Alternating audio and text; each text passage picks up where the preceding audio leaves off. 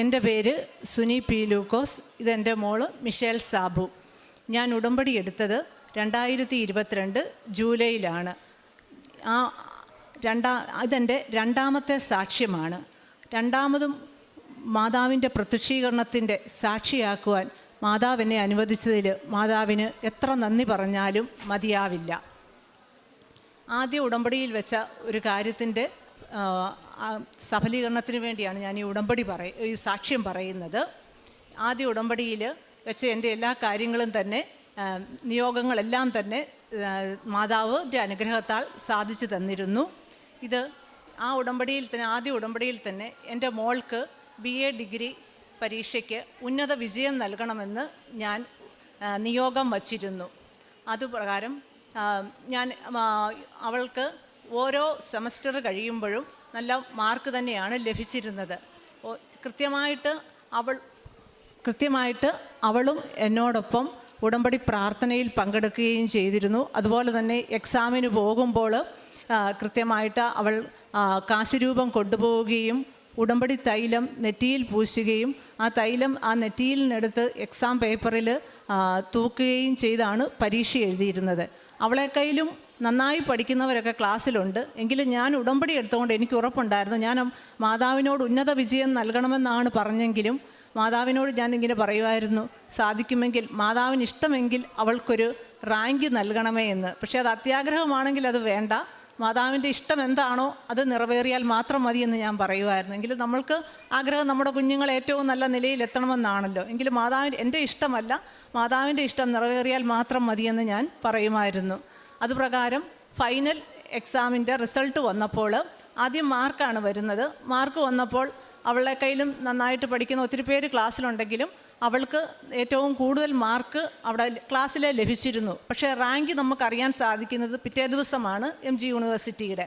അപ്പം പിറ്റേ ദിവസം എനിക്കിങ്ങനെ മാതാവ് റാങ്ക് തരും, ഉടമ്പടി എടുത്ത ഞാൻ എപ്പോഴും പറയും, നമ്മൾ ഉടമ്പടി എടുത്തതാണ്, തീർച്ചയായും മാതാവ് എനിക്ക് റാങ്ക് തരും, നിനക്ക് തരും, നീ പ്രാർത്ഥിക്കണമെന്ന് പറയാം. അവളും എന്നോടൊപ്പം തന്നെ എല്ലാ പ്രാർത്ഥനകളിലും പങ്കെടുക്കുമായിരുന്നു. അപ്പം അതിൻ്റെ ഫലമായിട്ട് ഞങ്ങൾ പ്രാർത്ഥിച്ചുകൊണ്ടിരുന്നു.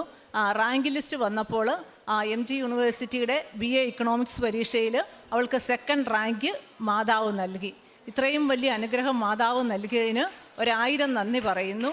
പിന്നെ പ്രേക്ഷിത പ്രവർത്തനം ഞാൻ നടത്തിയിരുന്നത് വീടിനടുത്തുള്ള സ്ഥലങ്ങളിലും ഓരോ ഉടമ്പടി പുതുക്കുമ്പോഴും ഞാൻ വിവിധ പള്ളികളിലും ആശുപത്രിയുടെ പരിസരങ്ങളിലുമാണ് പത്രം കൊടുത്തിരുന്നത്. അത് എന്നോടൊപ്പം തന്നെ ഇവളും വരുമായിരുന്നു പത്രം കൊടുക്കുവാനും. അതുപോലെ കാരുണ്യ പ്രവൃത്തി എന്ന് പറയുന്നത് ഓരോ ഉടമ്പടി പുതുക്കുമ്പോഴും ഏതെങ്കിലും ഒരു ആതുരാലയത്തിലും മാനസിക രോഗികൾ താമസിക്കുന്ന കേന്ദ്രങ്ങളിലും പോവുകയും ഒരു നിശ്ചിത തുക കൊടുക്കുകയും അവരുമായിട്ട് കുറേ സമയം സംസാരിക്കും. അപ്പം ആണ് നമ്മൾ മനസ്സിലാക്കുന്നത് നമുക്ക് ദൈവം എന്തുമാത്രം അനുഗ്രഹമാണ് തന്നിരിക്കുന്നത് അവരുടെ ഇത് കാണുമ്പോൾ. അപ്പോൾ അവർ പറയും, ഇന്ന സാധനങ്ങൾ ആഹാര പദാർത്ഥങ്ങളൊക്കെ ഞങ്ങൾക്ക് ഇത് വേണം അത് വേണോ എന്നൊക്കെ പറയും. പിറ്റേ പ്രാവശ്യം ചെല്ലുമ്പോൾ ഞങ്ങൾ അതും വാങ്ങിച്ചുകൊണ്ടാണ് ചെല്ലാറുള്ളത്. അതുപോലെ തന്നെ ഒരു ട്രസ്റ്റിൻ്റെ കീഴിൽ മെഡിക്കൽ കോളേജിൽ ഫുഡ് വിതരണം ചെയ്യുന്നുണ്ട്. അപ്പോൾ ആ വിതരണം ചെയ്യുമ്പോൾ അവരെ സഹായിക്കാനായിട്ട് സപ്ലൈ ചെയ്യാനായിട്ട് ഞങ്ങൾ കുടുംബസമേതമാണ് കാരുണ്യ പ്രവർത്തികൾക്കെല്ലാം തന്നെ പോകാറുള്ളത്. ഇത്രയും വലിയ അനുഗ്രഹം തന്ന മാതാവ് ഇനിയും മാതാവിൻ്റെ പ്രത്യക്ഷീകരണത്തിൻ്റെ സാക്ഷിയാക്കി ഞങ്ങളെ മാറ്റണമെന്ന് അപേക്ഷിക്കുകയും മാതാവിൻ്റെ അനുഗ്രഹത്തിനായി യാചിക്കുകയും ചെയ്യുന്നു. എൻ്റെ പേര് മിഷേൽ സാബു. ദൈവത്തിൻ്റെ കൃപയാൽ മാത്രമാണ് എനിക്ക് റാങ്ക് നൽകിയത്. എൻ്റെ കഴിവുകൊണ്ട് ഒന്നും കൊണ്ടല്ല. എൻ്റെ ക്ലാസ്സിൽ തന്നെ എന്നെക്കാളും നല്ലപോലെ പഠിക്കുന്നവരും ഇംഗ്ലീഷ് എഴുതാനും പറയാനും ഒക്കെ കഴിവുണ്ടായിരുന്നവരുണ്ടായിരുന്നു. എങ്കിലും മാതാവ് എനിക്കാണ് ഈ റാങ്ക് നൽകി അനുഗ്രഹിച്ചത്.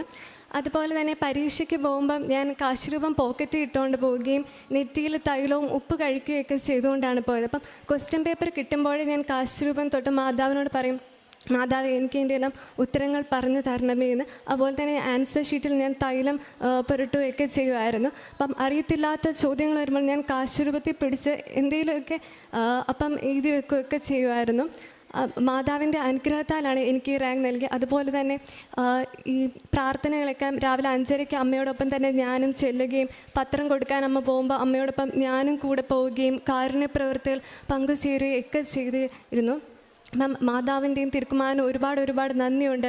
എനിക്ക് ഇത്രയും വലിയൊരു അനുഗ്രഹം നൽകിയാലും വീണ്ടും മാതാവിൻ്റെ പ്രദക്ഷിണത്തിൻ്റെ ഒരു സാക്ഷിയായി ഇതിന് വലിയൊരു സാക്ഷ്യം പറയാൻ മാതാവ് ഇടവരുത്തുമെന്ന് ഉറച്ച വിശ്വാസത്തോടും യാചിച്ചുകൊണ്ടും മാതാവിനും തിരുക്കുമാരനും ഒരിക്കൽ കൂടി നന്ദി പറയുന്നു.